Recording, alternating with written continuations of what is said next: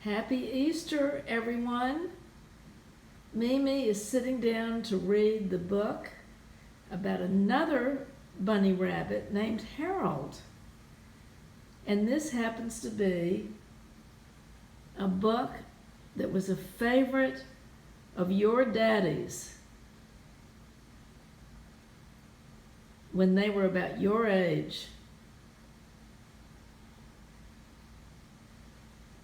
So here goes. Here is huge Harold.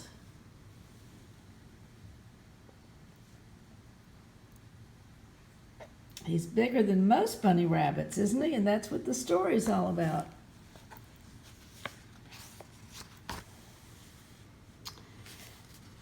When Harold was tiny and small, his feet started growing, and that's about all. "Oh, gracious!" his mother exclaimed in surprise. "They're 2 times too big for a rabbit of your size." "That's a sign," said his father. "He'll grow to great heights." And father's prediction turned out to be right.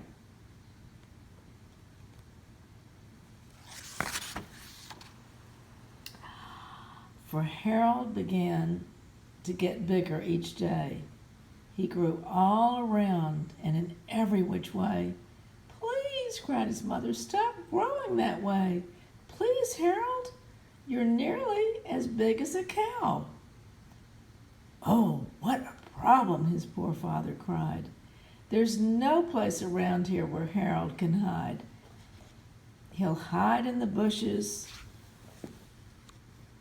He cannot hide in the bushes or in hollow logs. He'll soon be discovered by hunters and dogs." "That's right," his poor mother wailed in despair.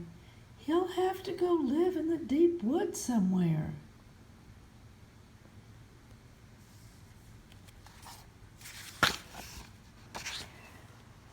So, with tears in their eyes, the first thing the next day, Mom and Dad watched as huge Harold, their son, hopped away. He galloped along with his big rabbit feet, off through a meadow of waving gold wheat.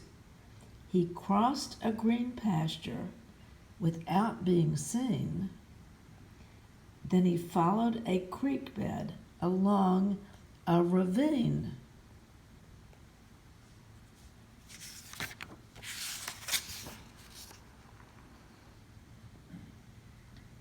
He hopped through a cornfield, along a rail fence, and came to a woods that was gloomy and dense. "I must say," said Harold, "it doesn't look cheery. In fact, it looks very spooky and creepy and eerie. I suppose," he continued, "there's nothing to fear, for it doesn't seem likely there's anyone here."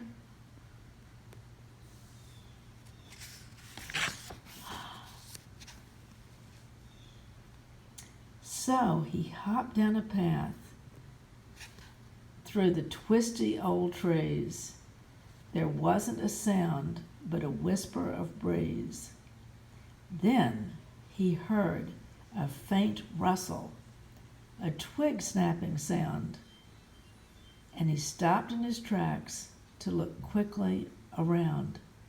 He saw foxes and weasels with eyes black and beady, and a tree full of owls with eyes fierce and greedy.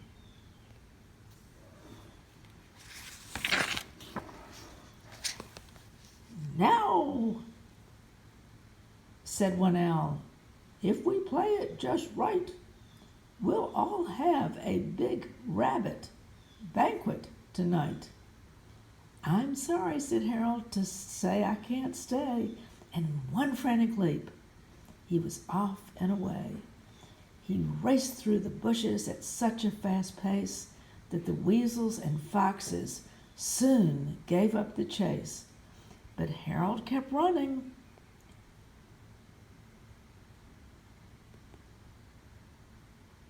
So great was his fright, till the spooky old forest was miles out of sight.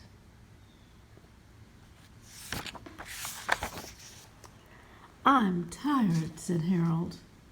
"I'm through for the day." And he flopped down to rest on a big stack of hay. But his nap was cut short by a bossy old cow who said, "Get off our breakfast and get out right now." "And stay out of my pen and don't eat in my trough," said a grimy old pig. "Now, you'd better be off." Of course, there was nothing that Harold could say, so he left the cow pasture and went on his way.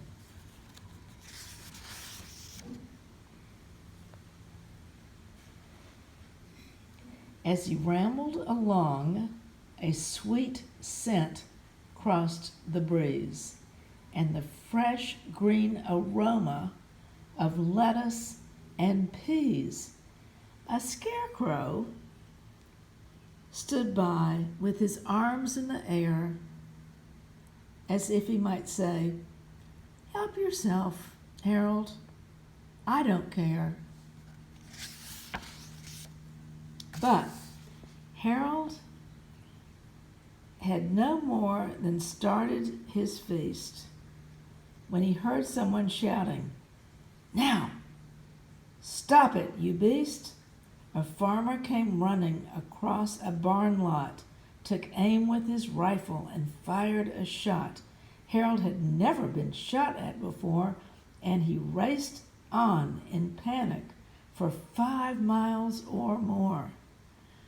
And then he stopped at a creek and sat down on a rock and tried to relax and get over the shock.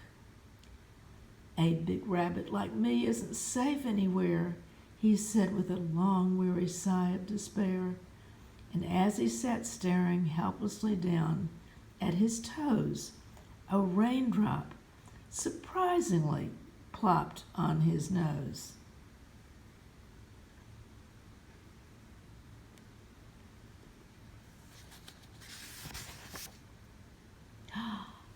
Wind whipped the cattails and stirred up the creek. Lightning shot through the sky in a long, jagged streak. "It's a storm," said poor Harold. "I'd better find shelter." And away to a hilltop he ran helter-skelter. He discovered a house, a deserted old place, with dark, ghostly windows like eyes on its face. He approached the old mansion with feelings of doubt. Which would be safer now, inside or out? His decision was made by a great thunder crash, and Harold was through the front door in a flash.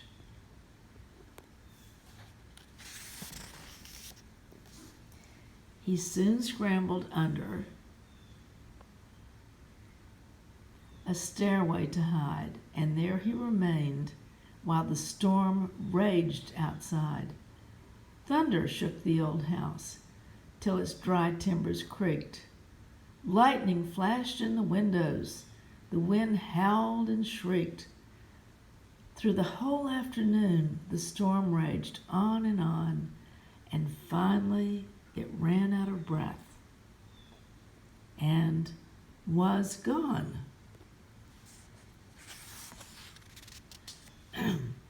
Then Harold crawled out and began to explore. He crept up the stairs to the very top floor, which was stacked to the rafters with all sorts of things, including a bed with a mattress and springs. He tried out the bed and he found it too small. But it's better, he reasoned, than no bed at all.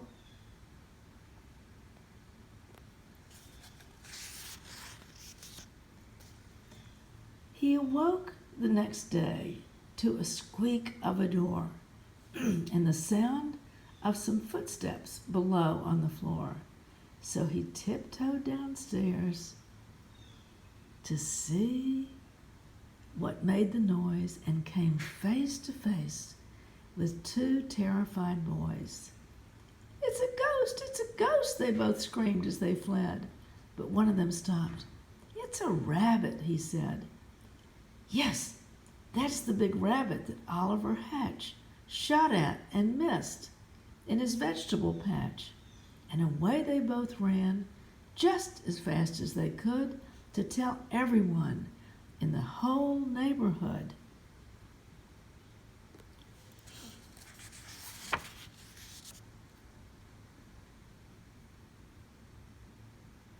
The farmers stopped plowing and started right out to hunt the big rabbit they'd heard all about.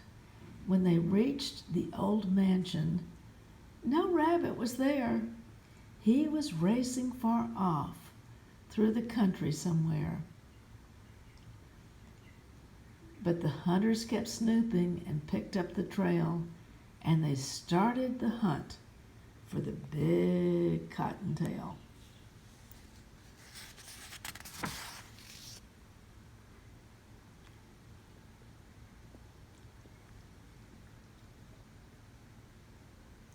Huge Harold was now in a worse spot than ever. To outwit the hunters, he'd have to be clever. He ran down ravines, and he ran up low ridges, and waded down creeks, and he hid under bridges. He ran on for many and many a mile, then finally decided to rest for a while.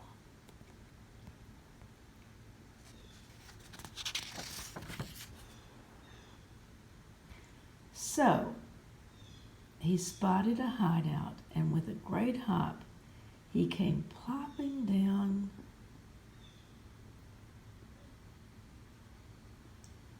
in a leafy treetop. This fooled the hunters and also their dogs, who sniffed round the tree trunk and peeked into logs.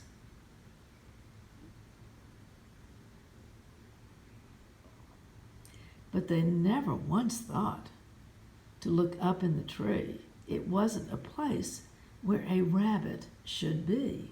So at last they gave up, and all went away and promised to start again early the next day.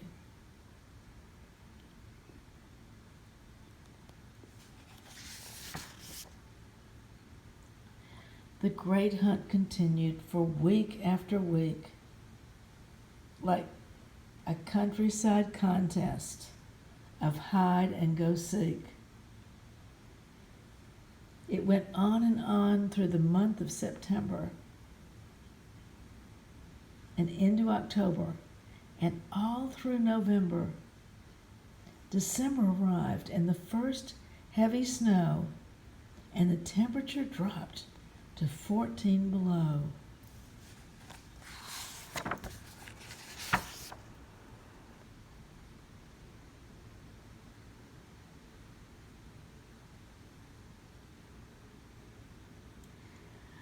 Harold shivered and shook from his frostbitten nose all the way down to his half-frozen toes.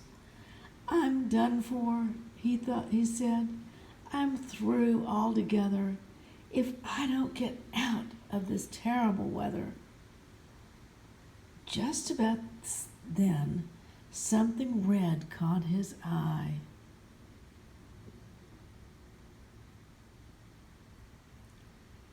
A friendly big barn on a hilltop nearby. He headed straight for it, and in one big hop, he leaped through the window way up in the top. And then, as he lay in a big bed of hay, "This is the end. I'm through running away."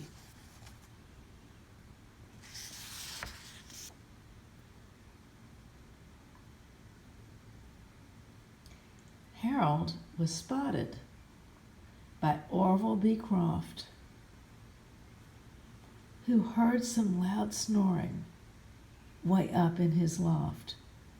"Well now," he said, "doggone it and dagnabbit, that's what I call a whopping big rabbit."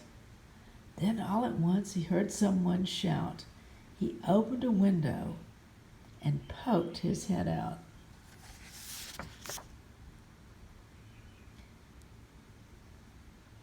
"What's all the commotion and hullabaloo?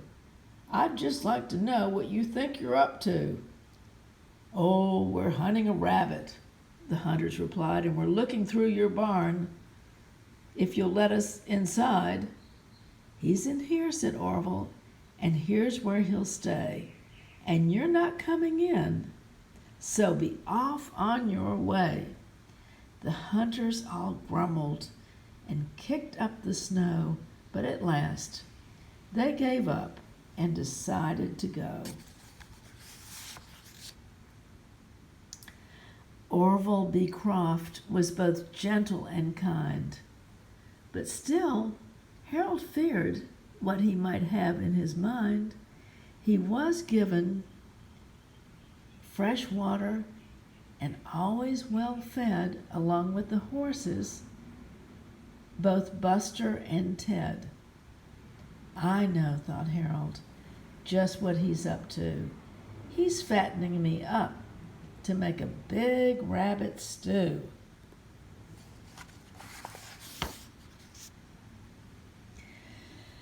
But when winter was over and spring came along, Harold discovered that he had been wrong. One day,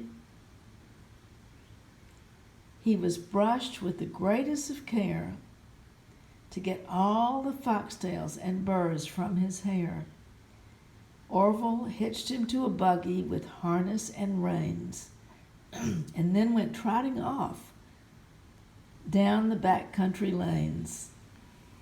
"Now, this is more like it," huge Harold said. "I'm treated as well as a fine thoroughbred." At the end of the summer, he went to the fair and created a lot of excitement there. A question came up as to whether or not a rabbit could enter a championship trot. They looked up the rules, but they couldn't find one that said it's not fair for a rabbit to run. So Harold ran in the race and won going away and became a champion trotter that day. The crowd loved huge Harold, and all brought him treats such as lettuce and celery, spinach, and beets. It was too good to be true, like a wonderful dream. Why, they even brought Harold some carrot ice cream. But all the success did not go to his head. He remained very modest and humble instead. For rabbits, you see, are not affected by fame. No matter what happens, they're always the same. The end.